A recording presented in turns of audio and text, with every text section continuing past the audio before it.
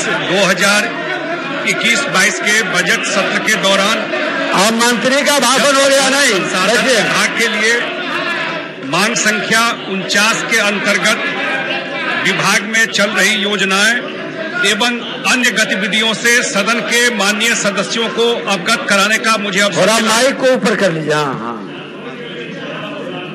अध्यक्ष महोदय, विभाग को वर्ष 2020-21 में स्कीम मद में 3000 करोड़ रुपए का बजट उपवन प्राप्त है, जिसके 60% व्यय के लिए विभाग प्रयत्नशील है। वर्ष 2021-22 के बजट में विभाग के लिए स्कीम मद में 3007.5 करोड़ रुपए का प्रस्ताव है। इसके अतिरिक्त स्थापना एवं प्रतिबद्ध व्यय के अंतर्गत 1016 करोड़ 88 लाख 16 हजार रुपए का प्रस्ताव है। महोदय, माननीय मुख्यमंत्री ने बिहार के हर खेत में पानी पहुंचाने का निश्चय किया, कमिटमेंट किया बिहार के लोगों के साथ। अब बिहार के लोगों को पता है कि अगर उन्होंने निश्चय किया है तो अगले 5 साल में बिहार के हर एक खेत तक पानी पहुंचा दिया जाएगा। और इस क्रम में जो 7 निश्चय में मुख्यमंत्री का लक्ष्य है, उस लक्ष्य को पूरा करने के लिए 5 विभाग का टीम बनाया गया है। टीम द्वारा सर्वेक्षण किया जा रहा है। जल संसाधन विभाग इसका नोडल विभाग है। राज्य में कुल 534 प्रखंड स्तरीय संयुक्त सर्वेक्षण दल बनाया गया है हर एक ब्लॉक में, और 38 जिला में जिला स्तरीय संयुक्त अनुश्रवण दल का गठन किया गया है। ये सर्वेक्षण का काम 18 जनवरी 2021 से शुरू हो गया है और 100 दिन में इसको पूरा करने का लक्ष्य है। सर्वेक्षण को सुचारू रूप से चलाने के लिए टेक्निकली भी इसमें हम लोगों ने एक वेबसाइट बनाया है, सिंचाई निश्चय करके मोबाइल ऐप बना हुआ है जिसमें सारा डेटा इकट्ठा हो जाए, और प्रखंड स्तरीय संयुक्त तकनीकी सर्वेक्षण दल द्वारा प्रत्येक गांव और टोला में स्थानीय ग्रामीणों किसानों के साथ बैठकर सिंचित एवं असिंचित क्षेत्र, उपलब्ध जल स्रोत और असिंचित क्षेत्र के लिए संभावित सिंचाई योजनाओं के संबंध में सुझाव प्राप्त किया जा रहा है। इन सुझावों के आलोक में तकनीकी सर्वेक्षण दल द्वारा उस ग्राम के असिंचित क्षेत्र का स्थल भ्रमण कर तकनीकी संभाव्यता के आधार पर डेटा इकट्ठा किया जा रहा है और उसको उस ऐप में डाला जा रहा है।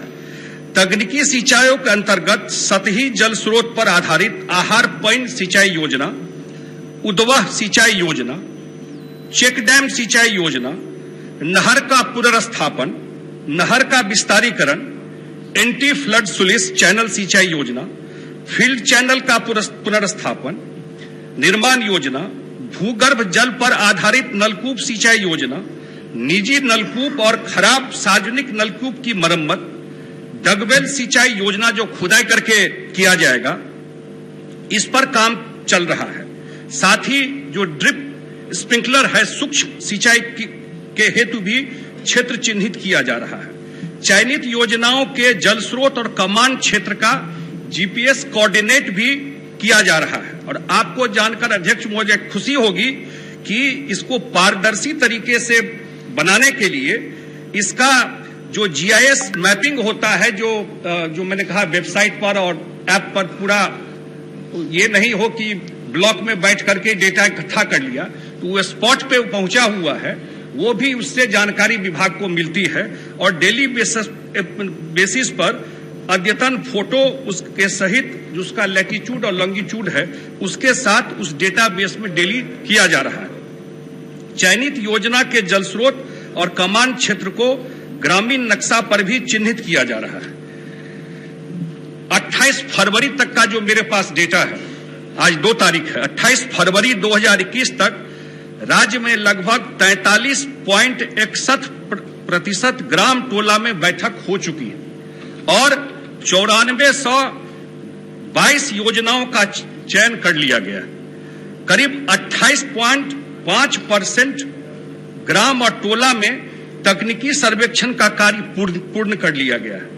मैं माननीय सदस्यों से भी आग्रह करूंगा कि अगर उनके क्षेत्र में अगर कोई उनको जानकारी है, कोई चाहते हैं कि कहीं सिंचाई का जो योजना माननीय मुख्यमंत्री जी का है, और आप लोग जानते हैं कि कृषि के क्षेत्र में जो 1, 2, 3 जो एग्रीकल्चर रोड मैप की वजह से बिहार में जो उत्पादन बढ़ा, उसमें एक मेजर जो आने वाले टाइम में जो सेकंड ग्रीन रिवोल्यूशन अगर पंजाब और हरियाणा के बाद अगले 5 साल में कहीं होने वाला है तो इस सिंचाई के वजह से वो बिहार में होने वाला है। इसलिए आपको भी कोई सुझाव देना हो अपने क्षेत्र के बारे में, वो आप मुझे भी, मेरे विभाग को भी दे सकते हैं। हम लोग जरूर उसको इसमें लेने का कोशिश करेंगे। आप बैठे बैठे कैसे बोल रहे हैं? दूसरा, शांत रहिए। आदरणीय अध्यक्ष महोदय, आप बिना अनुमति के बैठ जाइए। अध्यक्ष महोदय, आप बैठ जाइए, बिना अनुमति के नहीं बोलिए, बैठ जाइए। दूसरा, बैठ जाइए, आजा बैठ जाइए, बैठिए। महत्वपूर्ण योजना, मैंने कहा कि अगर किसी माननीय सदस्य के क्षेत्र का कोई डेटा हो, कोई जानकारी देना हो, कहीं हो कि वहां पर सिंचाई की सुविधा उपलब्ध कराने का ये तरीका है, वो डायरेक्ट भी मुझे, मेरे विभाग को आकर के अगर भिजवा देंगे तो और सुविधा होगी वहां पर उसको लागू करने में। दूसरा, एक महत्वपूर्ण काम, दोनों सदन के सदस्यों ने जब जल जीवन हरियाली का काम शुरू हुआ, बीच में तो कोरोना आ गया, परिस्थिति बदल गई, ये काम शुरू हुआ और माननीय मुख्यमंत्री जी 24 सितंबर 2020 को, ये कोई डेटा मैं ऐसे ही नहीं बोल रहा हूं, वो तो रिकॉर्ड की बात है, 24 सितंबर 2020 को यूनाइटेड नेशन का एक राउंड टेबल कॉन्फ्रेंस हुआ। वहां पर ब्रिटेन के, कनाडा के सारे प्राइम मिनिस्टर थे जो ग्लोबल इश्यूज पर पर्यावरण की क्या स्थिति है उसको लेकर के चर्चा करने आए थे। और ये हम सब के लिए खुशी की बात है, बिहार के लिए खुशी की बात है कि माननीय मुख्यमंत्री जी देश के अकेले नेता थे जिनको उस कार्यक्रम में यूनाइटेड नेशन ने बुलाया था। और माननीय मुख्यमंत्री जी वहां इसलिए उनको बुलाया गया था कि जल जीवन हरियाली पर अपनी बात रखें और इनको ग्लोबल क्लाइमेट लीडर की उपाधि से वहां उनको एड्रेस किया गया था। उसी क्रम में जो इतनी बड़ी योजना मानिए, उसी जल जीवन हरियाली का एक बहुत बड़ा कंपोनेंट था जो गंगा के जल को बोध गया, राजगीर और नवादा के शहर में ले जाने के लिए। आप जानते हैं कि ऐतिहासिक दृष्टि से, धार्मिक दृष्टि से, पर्यावरण के दृष्टि से, पर्यटन के दृष्टि से ये सारा क्षेत्र जो गया, बोध गया, राजगीर, नवादा महत्वपूर्ण है। और इस क्षेत्र में आऊंगा बताऊंगा उस पर भी। राष्ट्रीय एवं क्षेत्रीय महत्व के कई संस्थान थोड़ा और ध्यान से सुनिए, संख्या में लोग यहाँ आते हैं। यहाँ पेयजल की पर्याप्त उपलब्धता सुनिश्चित करने के लिए जल संसाधन विभाग द्वारा गंगा जल उद्वय योजना का काम शुरू किया गया। अध्यक्ष महोदय, इस योजना के आपके नेता बोले बैठे, क्यों आपके अकेले हैं? इंटक वेल अब आपका दोनों पहले से कह रहा है, आप कहाँ सहयोग में खड़ा हो गए? उसमें डायफ्राम वॉल जैसे अत्याधुनिक टेक्नोलॉजी का काम किया जा रहा है। वहां से जल को, सुधाकर जी आप तो अनुभवी लोग हैं जल संसाधन के, क्यों आप वहां से गंगा जल को ले जा करके 148.87 किलोमीटर अंडरग्राउंड पाइप के द्वारा सड़क के किनारे नदी, नाला, रेलवे लाइन, सड़क आदि को पार करते हुए गया तक पहुंचाया जा रहा है। अध्यक्ष महोदय, 22 फरवरी 2021 तक कुल 109 किलोमीटर लंबाई के पाइप का उत्पादन और 65.72 किलोमीटर लंबाई में पाइपलाइन बिछाने का कार्य पूरा कर लिया गया।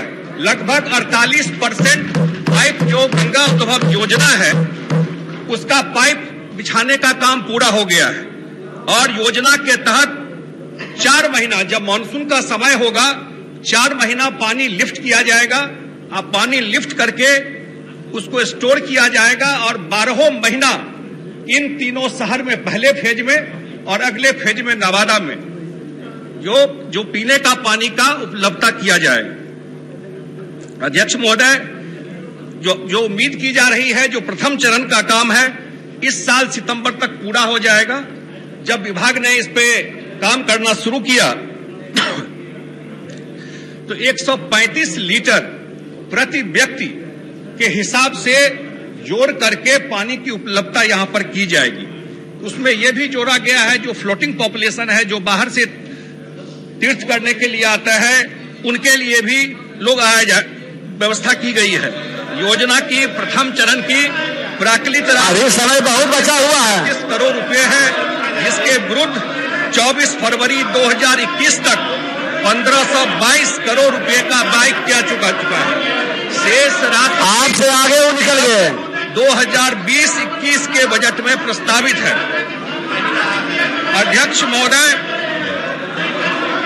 महोदय, तीसरा जो एक महत्वपूर्ण काम जो मुख्यमंत्री जी के द्वारा, आपको पता है कि विष्णुपद मंदिर के पास फल्गु नदी में पितृ पक्ष के दौरान पिंडदान के उद्देश्य से देश बैठने के लिए बैठ जाइए आते हैं। फल्गु नदी के साथ ही हम थोड़े कर रहे हैं, ललित जी कर रहे हैं बैठने के लिए, नदी को छोड़ सालों भर नगण्य रहता है। इस समस्या के समाधान के लिए माननीय मुख्यमंत्री जी के निर्देश पर आप माननीय मंत्री जी बोलते रहे के 300 मीटर निम्न प्रवाह में रबर डैम के निर्माण की योजना तैयार की गई है। इस पर माननीय मुख्यमंत्री जी ने खुद गया जाकर के प्रस्तावित डैम के स्थल का मुआयना किया और पूरी योजना की बारीकी जानकारी ली। बिहार में यह अपने तरह का पहला रबर डैम है। इसकी लंबाई 405 मीटर और ऊंचाई 3 मीटर होगी। अत्याधुनिक तकनीकी से निर्मित हो रहा यह डैम पर्यावरण के अनुकूल और पर्यटन के लिए बहुत इंपॉर्टेंट है। नदी के दाएं तट के उच्चीकरण तथा सुदृढ़ीकरण के साथ साथ कंक्रीट लाइनिंग और 2 स्थानों पर 50-50 मीटर लंबाई में घाट का निर्माण किया जाना है। बाएं एवं दाएं तट को जोड़ने तथा सीताकुंड जाने वाले तीर्थ यात्रियों को सुविधा के लिए रबर डैम के ऊपर पार पथ का भी प्रावधान है। इस योजना के कार्यान्वयन में आईटी रुड़की की तकनीकी सेवा ली गई है। विशेषज्ञों की टीम द्वारा 5 दिसंबर 2020 को स्थल निरीक्षण भी किया गया। टीम के परामर्श के अनुरूप योजना को अंतिम रूप देकर इसका कार्य किया जा रहा है। योजना की प्राकृतिक राशि 266 करोड़ रुपए है और इसे अक्टूबर 2023 तक पूर्ण करने का लक्ष्य है। आदरणीय अध्यक्ष महोदय, एक बहुत ही महत्वपूर्ण योजना जो बिहार के दृष्टि से जो हमारे बाहर जाने की इच्छा है, जो कोसी क्षेत्र के लोग हैं, उनके लिए फिजिकल मॉडलिंग सेंटर का निर्माण, ये देश का दूसरा संस्थान है। एक संस्थान जो पुणे में है और दूसरा संस्थान जो कोसी के वीरपुर क्षेत्र में खोला जा रहा है। माननीय मुख्यमंत्री जी के द्वारा सुपौल जिला अंतर्गत वीरपुर में 108 करोड़ रुपए की लागत से बनने वाले फिजिकल मॉडलिंग सेंटर का शिलान्यास और करारंभ किया गया। विभाग द्वारा इस प्रतिष्ठान को सेंटर ऑफ एक्सीलेंस के रूप में विकसित किया गया है। यह केंद्रीय जल एवं शक्ति अनुसंधान केंद्र पुणे के बाद देश का दूसरा उत्कृष्ट संस्थान होने वाला है। इससे कोसी समेत अन्य नदियों तथा उस पर बनी संरचनाओं के हाइड्रोलिक गुणों, नदियों के प्रवृत्ति, गाद, बहाव स्थिति तथा नदी संबंधी अन्य जटिल समस्याओं का अध्ययन होगा। वर्तमान में यह काम कार्य सिर्फ पूना में होता है और जब यह काम पूरा हो जाएगा तो बिहार सरकार का धन और समय दोनों का बचत होगा। भविष्य में इस सेंटर के जरिए उत्तर पूर्वी राज्यों, उत्तर प्रदेश तथा अन्य पड़ोसी राज्यों की नदियों से संबंधित अध्ययन भी किया जा सकेगा।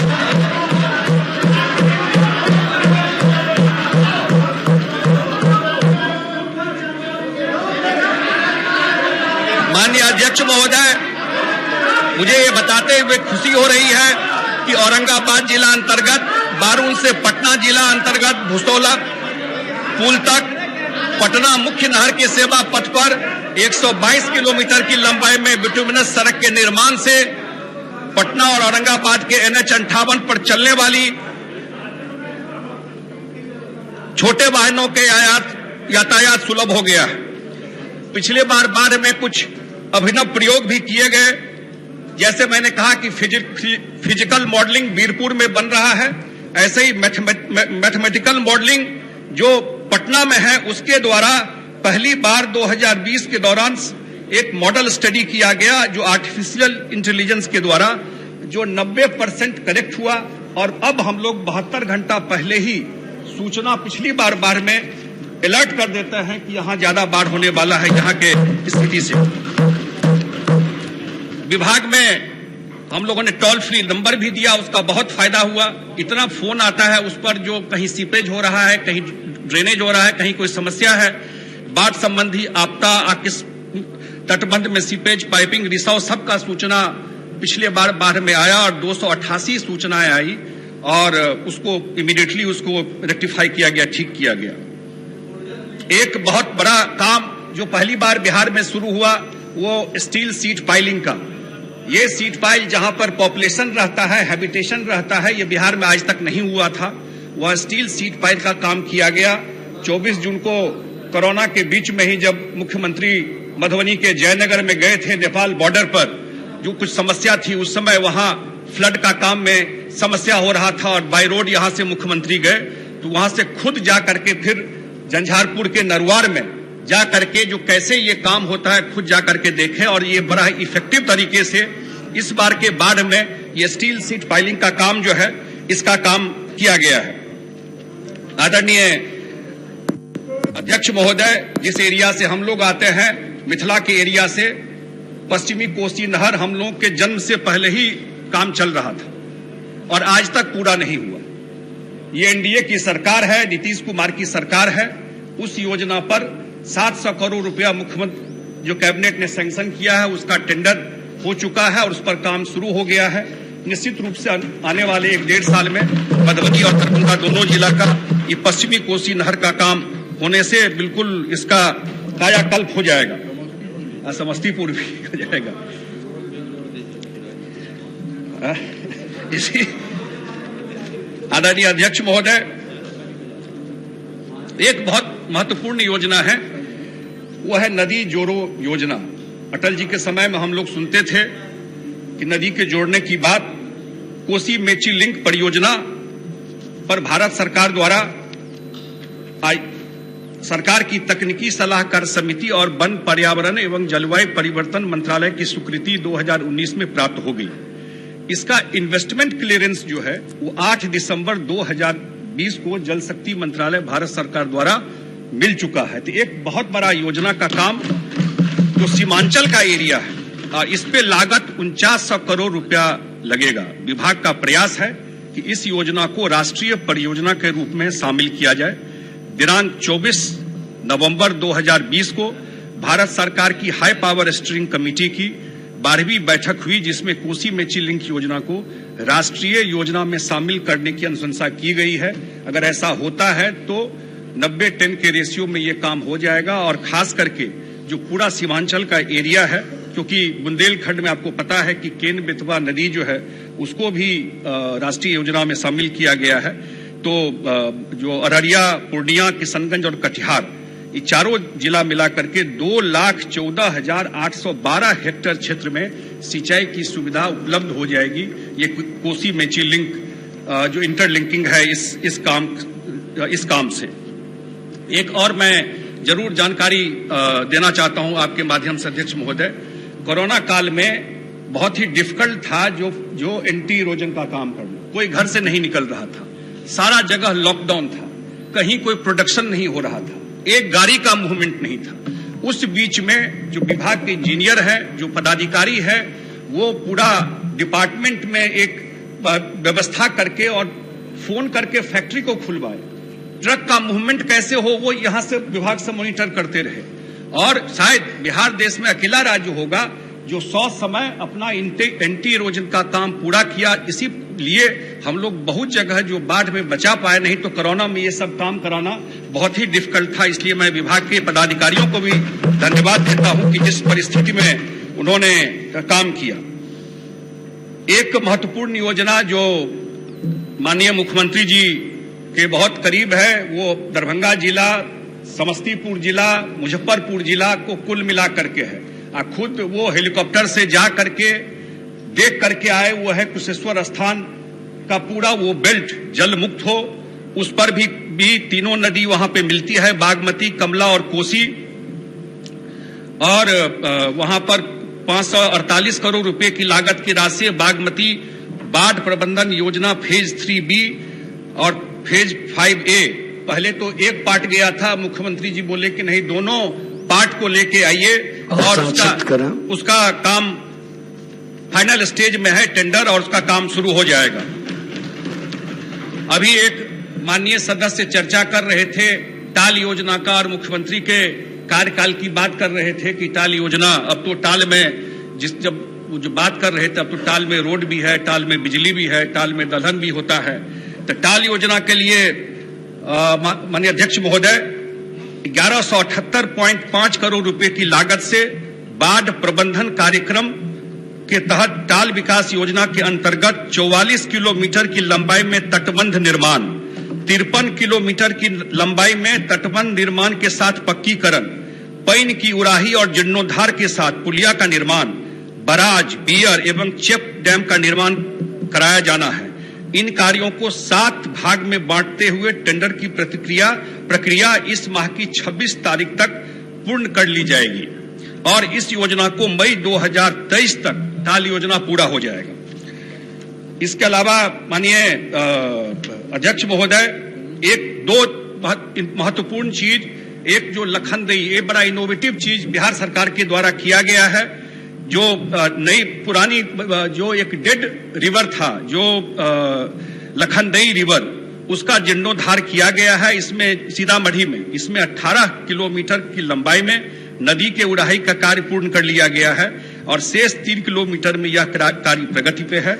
इससे सोनबरसा, बथनाहा, सीतामढ़ी, रूनी, सैदपुर के प्रखंडों के करीब 2539 हेक्टेयर भूमि पर फिर से खेती हो सकेगी। एक और बहुत महत्वपूर्ण योजना है, वो है भूथी बलान योजना। वो खुद भी अपने देख करके आए थे मुख्यमंत्री जी। 56 गांव और खास करके अति पिछड़ा समाज के मैक्सिमम लोग वहां पर रहते हैं उस बेल्ट में, और अपने जब मधेपुरा से निकले खुद देख करके आए, उस पर भी काम शुरू हो गया है। और इसी तरह नेपाल के भाग में कमला बायां एवं दायां तटबंध के साथ जोड़ने का कार्य कराया जा रहा है। कमला बलान के नेपाल और भारतीय भूभाग के बने तटबंध के आपस में जुड़ जाने से सीमावर्ती क्षेत्र के बड़ी आबादी को बाढ़ से मुक्ति मिलेगी। तो मैं अध्यक्ष महोदय, अब मैं पानी के सम्यक प्रबंधन, संरक्षण एवं सदुपयोग के प्रति प्रतिबद्धता को दोहराते हुए सदन से अनुरोध करता हूं कि जल संसाधन विभाग के लिए प्रस्तावित बजट उपलब्ध कराया जाए। विभाग सभी जनोपयोगी कार्यक्रमों को समय से और गुणवत्ता के साथ पूरा करने के प्रति दृढ़ संकल्पित है।